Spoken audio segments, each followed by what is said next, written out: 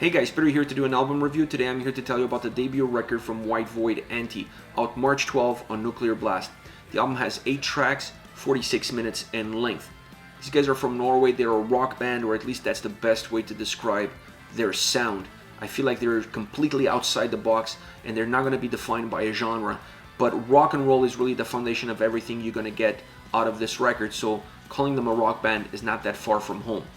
Now, as far as this record is concerned, this is one of those albums that the moment you press play, you're going to feel a little bit lost in it because it doesn't offer you a linear path. It doesn't offer you a roadmap.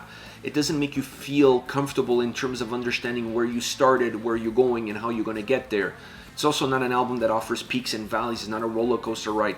It stays very consistent as far as the atmosphere is concerned across all 8 songs. Underneath that atmosphere, there's a lot of volatility. This album is very chaotic, it's very eclectic. It offers different looks as far as the soundscape goes and also as far as the individual song construction is concerned. This is a record that lives off of the quality of the 8 individual songs, not necessarily the cohesiveness of the album itself. The album pulls you in different directions, it has different feels, different looks, but the quality of the 8 songs is so strong that really permeates and allow them to, while pulling you in different directions, still staying somewhat together. So this is an album that's not built from the collective to the individuality, but rather from the individualities all the way to the collective. It's kind of a reverse of how a record is normally put together. Once you get into the soundscape of the record, you could really feel that rock and roll is the baseline of everything that's happening in this album. But it's not the only element. You're going to get hard rock, you're going to get pop, you're going to get prog, you're going to get new wave. A lot of this 80s influence is present, not just in the soundscape, but it's present also in the individual song structure and how the whole album is put together and how eclectic it feels. But the quality of the sound is something that stays very tight, very cohesive across all 8 songs. It doesn't matter in which direction the sound experience is going. It doesn't matter which genre or which element is influencing the experience on a specific track. The quality of the sound stays very consistent. It's very high across all 8 songs, and this allows the album to be chaotic, allows the album to be eclectic and still somehow feel like it all belongs there, that it's all working towards the same goal and with the same purpose in mind, just choosing different paths on how to get there. Now, within that sound experience, there's one element that drives the overall machine, that is the motor behind everything that's happening in this record, and that is the guitars. I love the guitar sound across all 8 songs. It's so filled with life, it's so warm, but at the same time, it's so dark, so somber, so melancholic. It really has this 2 sides of the same coin kind of feel, this Jekyll and Hyde. And 1 minute is offering you this darkness, it becomes really somber, it brings your mood down, and at the next minute it becomes so bright, filled with light, so warm, really caressing you and allowing you to feel very comfortable in its embrace. So the guitar sound is so rich across all 8 songs that really becomes that dominating factor that really pushes the album forward. While not necessarily having a linear path or a linear structure to travel on, the album still has to move, it still has to carry you from track to track, and the guitars are definitely doing that. Now, the vocals on this record are also very dynamic. It's not a record that has the one-size-fits-all approach from the first song all the way to the last. And it really matches where the songs are going on the individual basis. When you have a record that has this sort of construction, that has this sort of feel, you want the vocals to at least adapt to how the songs are put together, to the essence of the song, to the atmosphere of the song, and to the emotional drive that the tracks have that's being put forward by the lyrics of the tracks themselves. This record really follows that pattern. The vocals change ever so slightly, or they add elements that feel like it allows them to change on a song by song basis. You're going to get some backing vocals on some tracks that add some experience, that add some layers, some thickness to the volume, not necessarily making the songs heavier, but definitely giving a little bit more depth to how the track comes together. There's some electronic elements used in the vocals as well. These are all little things that change your perception of how the vocals are coming across and makes the songs morph and feel like they're changing as well on the musical side and on the vocal side. So I really like this symbiosis of elements between the overall soundscape and how eclectic it is, and then the different approach that they took on the vocal side in order to match that sound, in order to match that experience. And you don't have one kind of holding the other back. You have them both moving in the same direction at the same speed with the same purpose and intent. Overall, this is a phenomenal debut record.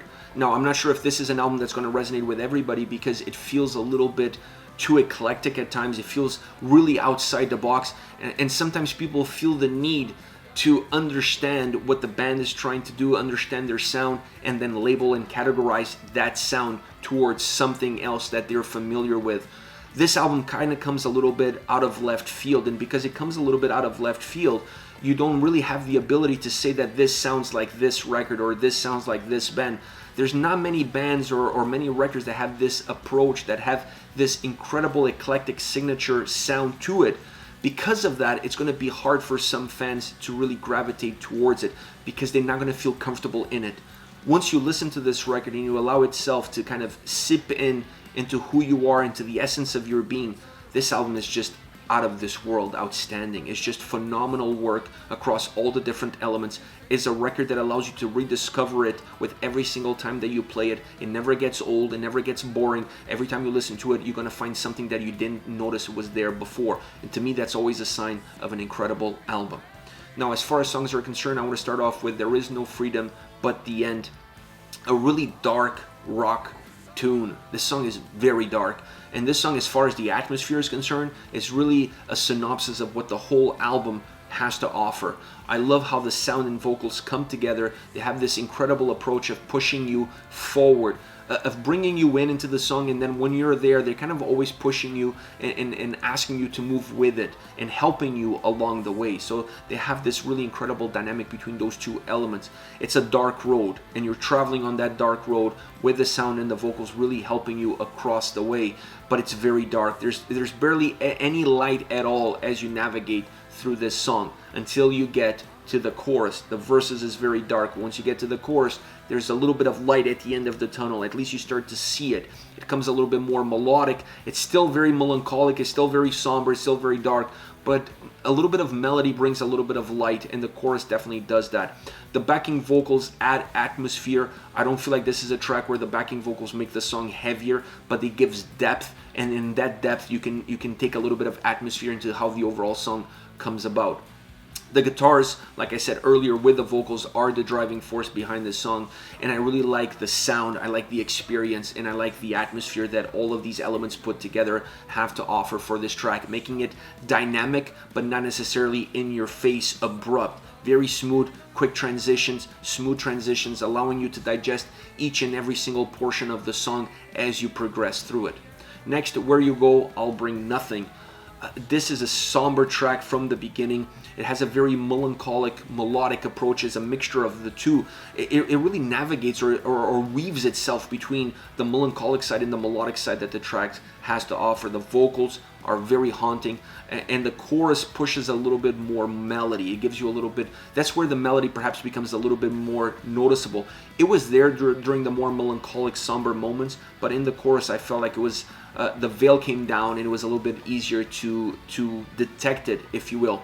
The backing vocals add volume. Once again, I don't feel like they're adding heaviness to the tracks, but they definitely add volume, they add presence, they make the song feel at times a little bit more unique, they make the song feel a little bit more memorable. So it's a nice way of adding backing vocals to really make the song feel hooky and catchy, and kind of bring you out of the darkness that the overall atmosphere carries throughout this track, making the song a little bit more dynamic, making the song a little bit more fluid, subtle but dynamic. That's one of the incredible elements about this track, is that it's not necessarily in your face in terms of how it changes, of how it morphs. It's happening throughout the song several times, but it's done in such a subtle way that by the time you realize that you're listening to something quite different from what you heard before, you're already in it, and then you're almost already in the next portion by the time you really get to digest that piece of the track itself. So I really love what this song has to offer from that perspective. It really weaves itself between melancholy and melody, but it finds that middle ground more often than not, and really keeps you